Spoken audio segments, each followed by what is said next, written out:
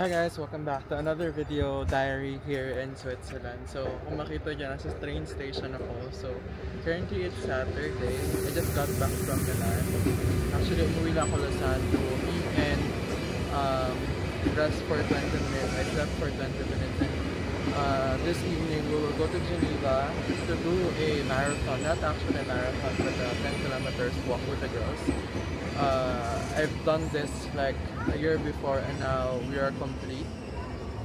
And let's see kung ano yung mangyayari. Actually, sobrang pagod pa ako. But anyway, since this is already paid by the company, and so let's see, let's enjoy na lang. And then, super ganda ng weather. It's so sunny. And let's see kung ano yung mangyayari later. So, ciao!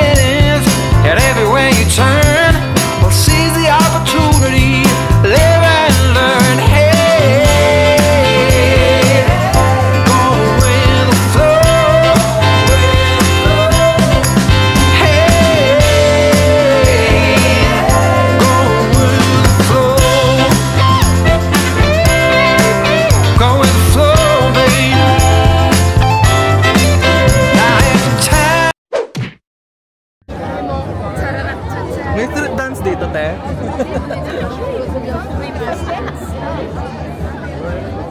Bagong pili.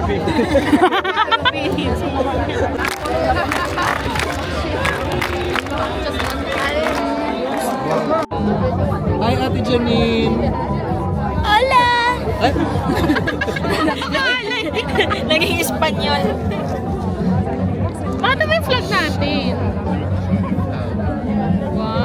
Hi, Mika! Micaela! Piliin mo ang Ay, taray. Pilipinas! Sorry ako. So, nagre-reklamo na po. Kapakawalan lang naman nila yung mga tao na pakatag.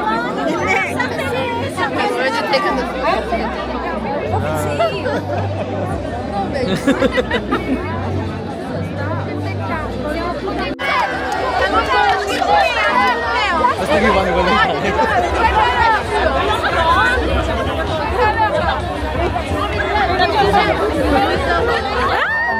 Let's go! Go, go, go! Wow! So, ito na nga guys, magsa-start na yung marathon. Actually, hindi marathon, 10 kilometers, walk lang yung na-register namin. And supposedly, magsa-start siya ng 7 PM. Pero kasi pinuon nila yung 10 kilometers run, so nag-start na lang din talaga kami ng 7:30 PM. By the way, sponsored pala to ng company namin. So, yung company namin, nagbayad siya around 60 francs or mga 3,600 pesos to register us. So, libre na yung t-shirt, libre na yung aming mga registration, of course, yung medal namin sa dulo. So,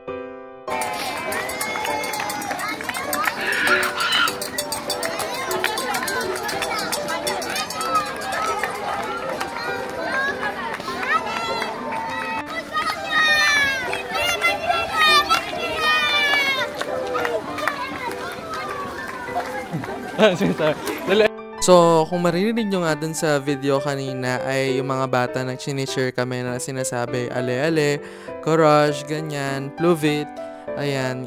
Yan, share nila kami in French. So, ang ibig sabihin nun ay let's go, be fast, courage, ganyan-ganyan. So, nag-a-appear din sila. Ayan, ipaprank ko pa nga itong batang to. So, ayan, na-prank ko pa siya. Anyway, i-appear niya si Mariel. So, ayan.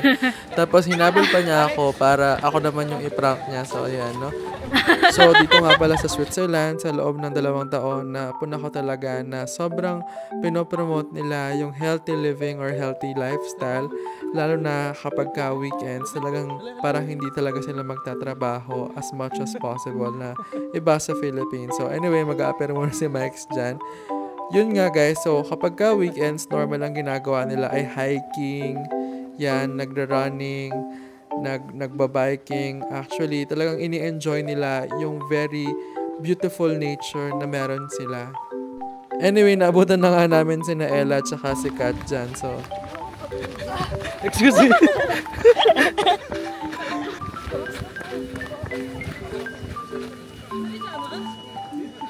So, ayun na nga, nakakalahati na namin yung marathon na to or walkathon na to. 5 kilometers na kami. And, syempre, appear talaga sina Ella at saka si Kat dyan. Anyway, may free patubig pa nga dito sa marathon.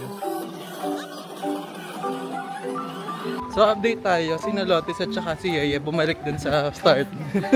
Hindi na lang. Napagod na siya. So, ito nga pala, nadaan kami doon sa mga fire department. So, ayan, mga bombero yan actually.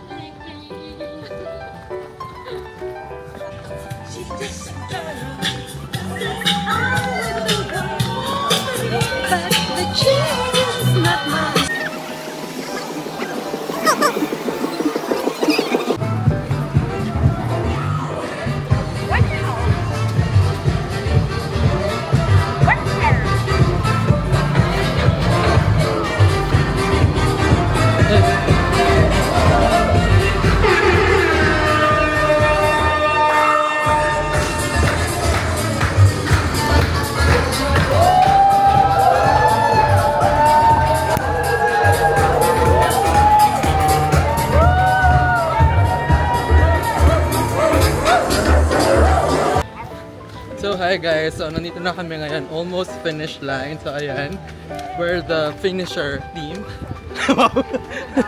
Finisher team. So sino Lotis at saka Mariel, kung napapanood nyo tong video, bala kayo. Sana okay lang kayo. And medyo umuulan. Nawawala na yung buhok ko pag umuulan. So, ayan. Ayun na yung shadow. Ayan. So guys, nandito na nga kami malapit sa Jado. Ibig sabihin yan, malapit na kami sa finish line. Anyway, this marathon is something that I look forward each year kasi it gives you a sense of accomplishment na natapos mo yung marathon.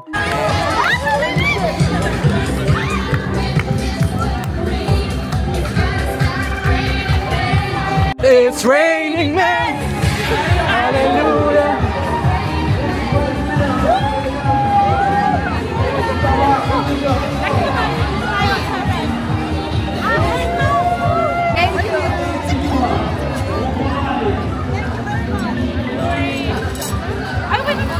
So at last, after nga na marathon ay kumain muna kami dito sa Holy Cow. So ayan, sobrang gutom. With medal pa yan nakasuot. Lahat naman kami nakatapos ng walkathon namin. Anyway, just a gentle reminder, sabi nga ng Bini, ang buhay ay di karera.